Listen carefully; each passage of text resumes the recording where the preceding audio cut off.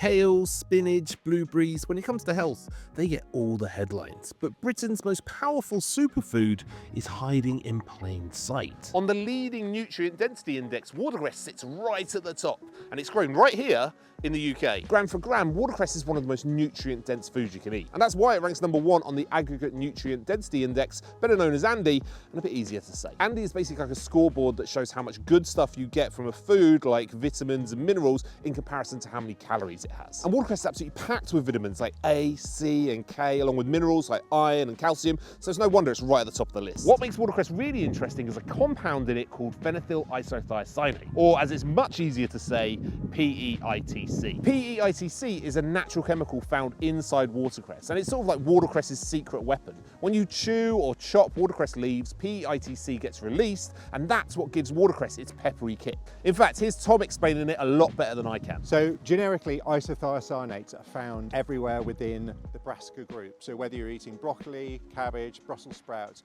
but watercress is at another level. It contains a very particular type of isothiocyanate called PEITC. So it's a mouthful in two ways. Pronunciation, but also it really does fire up in your mouth. And when you're chewing watercress, you'll get this heat. It's quite a short living compound. When you're chewing it, it will last for like 10 or 15 minutes and it will start to dampen down. It's so good for your body. It will aid phase 2 detoxification, helping your body release all the toxins, but it also reduces DNA damage. And that basically means that it's one of the best sources for isothiocyanates. Now, what makes isothiocyanates so exciting is how they work inside the body. Instead of acting like a single antioxidant, they actually switch on your body's own defense system, activating enzymes in the liver, lungs, bladder, kidney, digestive tract, even our blood cells to help clear away harmful compounds while also protecting our DNA from damage. To be clear, this is supportive science, not a cure-all, but evidence does show that watercress can activate important processes in the body that help keep cells healthy. Scientists are still studying exactly how it works, but it's one big reason why watercress is seen as such a powerhouse for health. Now, watercress is woven into British food history. In Victorian London, watercress girls used to sell bunches in the street, and it was so cheap and filling, it was known as poor man's bread,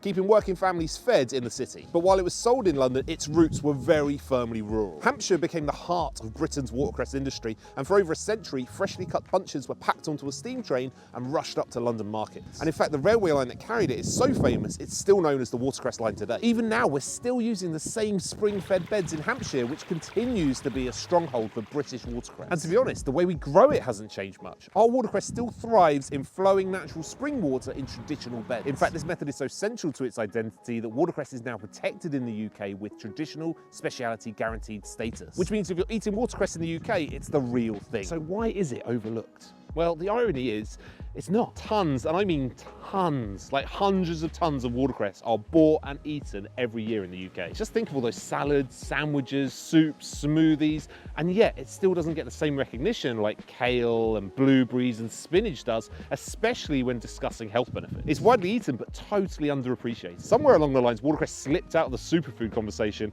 and that's what we want to change. Science today is backing up what past generations seem to have known instinctively. Studies suggest it can support brain health and slower cognitive decline. And right now, we're looking at ways we can bring watercress into healthcare menus in ways that makes it easier for hospitals to serve and provide the most nutrients for patients. But this is very much a work in progress. Now, as well as being ridiculously healthy for us, it's also being grown in a way that helps protect the environment too. Our farms moved away from using pesticides on the beds over 25 years ago, well before it was trendy, because it was the right thing to do. And now we actively monitor biodiversity alongside food production, helping create and maintain a healthier ecosystem for our beds. Long story short, essentially our watercress is zero residue, which means it is safe to eat straight from the beds. So it's time to put watercress back on the map as Britain's very own superfood. Watercress isn't just a garnish or a little bit on the side, it's one of the most nutrient-packed foods you can eat. So whether you blitz it into pesto, pile it in salads, stir it into soups, or even add some to your smoothie for a peppery kick, it's Britain's very own powerhouse superfood, and it deserves a place in the centre of our plate. Spider just got away with that one, I didn't check. Follow the farm, like and subscribe, and we'll show you more about where our watercress comes from, how it's grown, and what we do with it. And if you like this video, check out this one next.